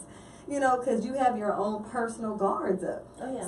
So if a person makes it past the walls with me, and then I let them all the way in somewhere where I don't normally let people go, and then they misuse, mishandle it, hurt me, it really is hurtful, because you almost kick your own self in the ass. I mean, and you can't blame anyone but yourself when you knew better. What say more about knowing better? Because some people you meet, you know off the rip, even though you like them, you know they kind of like fuck boys, or they're the type of person that probably all the girls want, or, you know, because they're you all can have me. Yeah, exactly. You know, and when they're those type of people, they have options. You know what I'm saying? As we all do, but they have a certain type of option, especially for a male. And when that happens, you encounter a person like this, they're so witty, they're smart, they're handsome, they smell good, they know what to say, do, they have direction. Thanks, that type of person is alluring. You know what I'm saying? So, and most women are drawn into that person, you know. And so he has the pick of the litter. And then when that happens, you know that off the rip. You like him, you're trying to win him over because you like him too. You're like, shoot, he gonna like me better than him. You know what I'm saying? And that don't have to necessarily be true, but that's what's in our mind. You know, I got the bomb, I'm this, I'm that, I'm smart, I got all these things going for myself. And sometimes that's not good enough. You know what I'm saying? And so he likes what he likes, and I can't throw shade at that. That's his choice. But it hurts because you gave your all, you tried. Because see, sometimes women don't really try. They date someone, they like it, and it's organic. But there's some people you like, and you're trying. Yeah. Because you know better. You know this ain't shit, but you're like, I'm going to make it. Do you think because you're trying that you are owed what you're looking for? You hope to get it, but you feel like it's owed to you because you want it. But I don't think that it's yours because you want it. Because you may want it, and that's not your man. That's somebody else's man that, you know, that is set aside for that person. But what if it's not somebody else's man? What if it's just somebody that wants to fuck around a little bit but don't want as much as you want? Well, the reason I said somebody else's man, that means they're not going to want me the way I want them. They like somebody else other than me. Right. You know what I'm trying to say? When I say that, that's kind of what I meant. Because they may like someone else. I might think, oh, God, he's perfect for me. But really, maybe I don't meet what he wants. You know, he doesn't have that feeling for me. And I'm trying to make him have it. But that doesn't make someone have it for you. That's just you spinning your wheels and hoping and praying and believing. And sometimes, you know, the reality hurts. I got this question. Is not knowing exactly who your partner is a reflection of some unexplored area of your own character? Yeah. Mm-hmm. Oh, yeah. I need one example from all of you of that. Gosh. Tiffany! All right. So my most recent relationship, I overlooked a ton of red flags and opportunities to explore the fact that my ex was actually a cheater and like had a habitual background of not being good with finances, because that was a reflection of areas I struggled in myself. So like I was working on being faithful and getting my sex addiction under control, and finances actually was steady. How's that going? I was steady. No, I was steady in my finances actually, but like that was a reflection of like me demonstrating I trusted him was to allow him to control the finances, even though I kind of realized in my intuition he wasn't good at it. So yeah, I feel like especially for women, we choose, like our intuition will tell us certain areas we should probe, but we ignore it because it's something reflective in ourselves. And that's usually where offense comes in. You get offended when someone calls out something more, like I say, rumors. We get more mad about rumors that are true than ones that aren't. Because you didn't want people to tell the truth about you. So like in regards to things that in your spouse, like you tend to like overlook it because you see it in yourself. Arlene, same question. I know for me, I dated this guy who was pretty well known in LA, and what's no. You ain't gonna find his name. Google this No.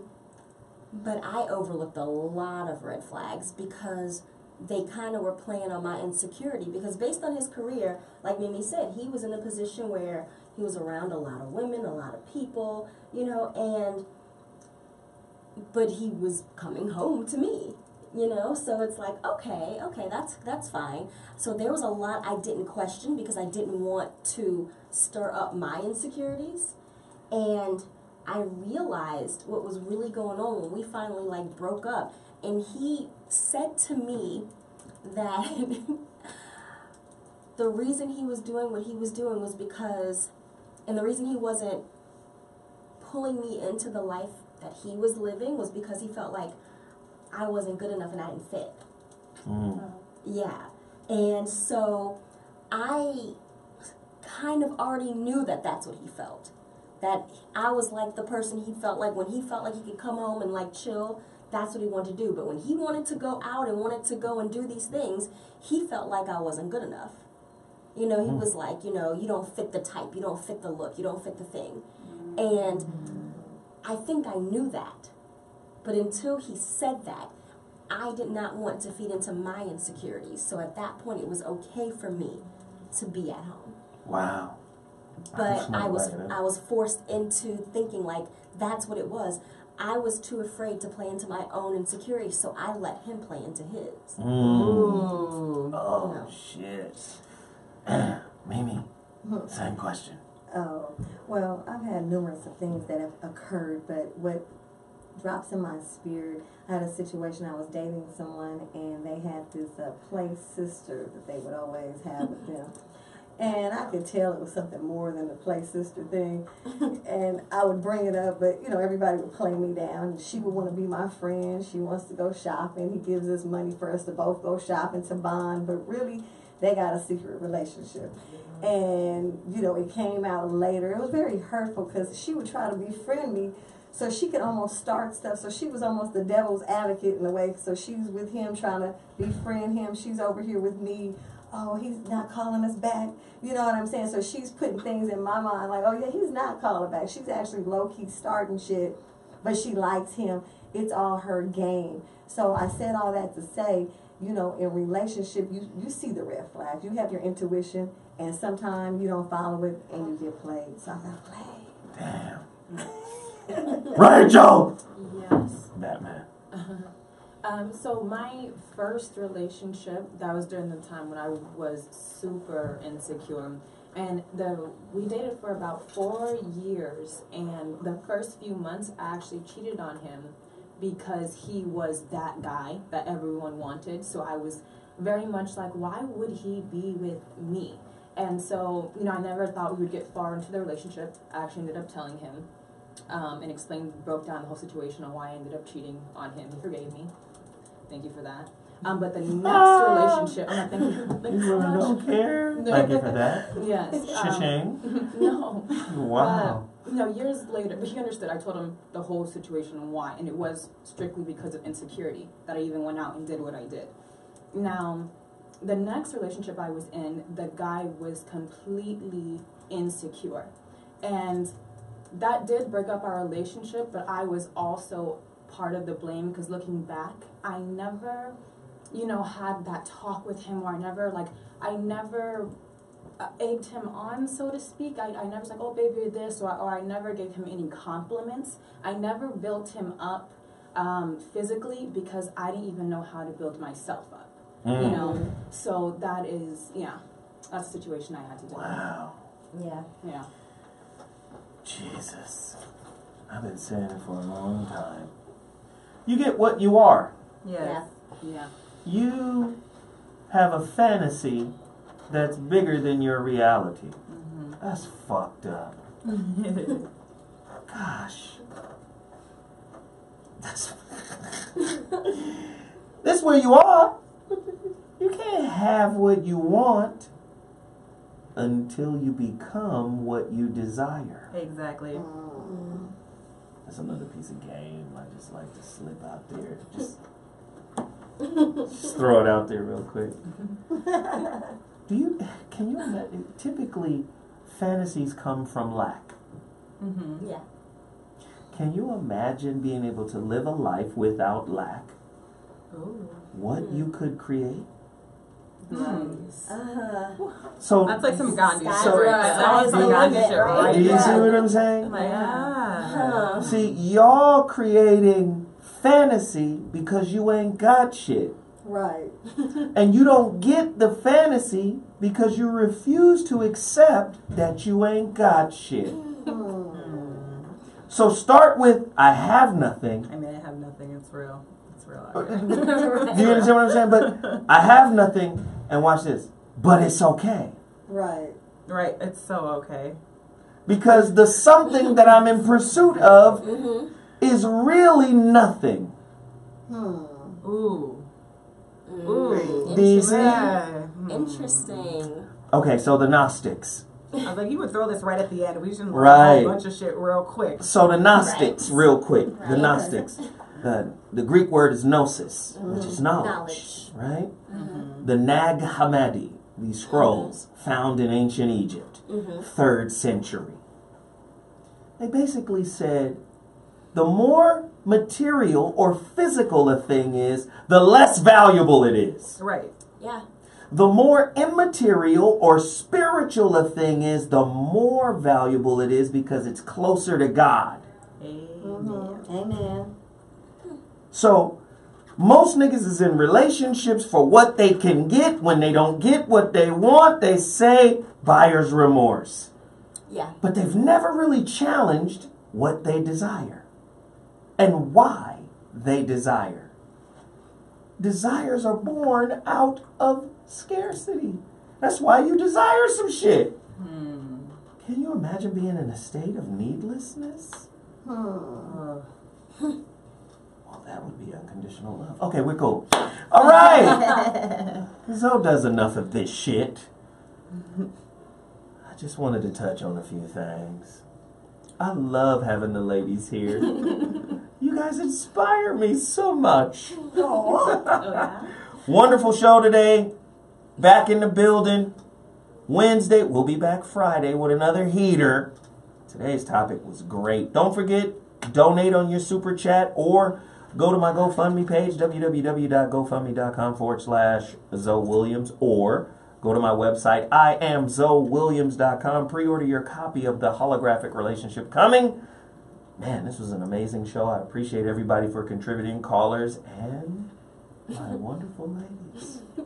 Gosh, this was delicious. Okay, thank you so much, and we'll be back Friday. Deuces.